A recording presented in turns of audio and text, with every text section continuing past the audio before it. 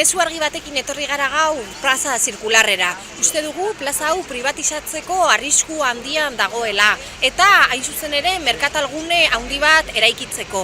Gogoratu behar dugu EAJ azkenengo hilabeteetan hau privatizatzeko saiakera egin zuela eskutuan gainera, baina Euskal Herria Bilduren salaketa eta bizilagunen salaketaren ondorioz privatizazio hori gelditzea lortu genuen.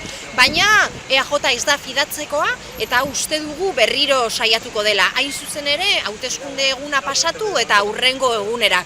Kukutzaren eraiste lizentziarekin egin zuen bezala. Hauteskundeak pasa eta hurrengo egunean sinatu zuena. Hori dagokio baita ere gure ustez, hain zuzen ere, plaza honetan azkenengo hilabeteetan egin diren urbanizazio lan hauek, hain zuzen ere, saiakera berria egongo dela plaza honen privatizazioa aurrera ateratzeko. Horregaitik, garrantzitsua deritzogu Euskal Herria Bilduren presentzia udaletzean handitzea, hain zuzen ere mota honetako operazio espekulatzaileei muga bat jartzeko, kontran boskatzeko eta Euskal Herria Bilduk konpromesua hartzen du plaza hau udal ondare bezala erregistratua izateko, hain zuzen ere jabetza publikoa babesteko.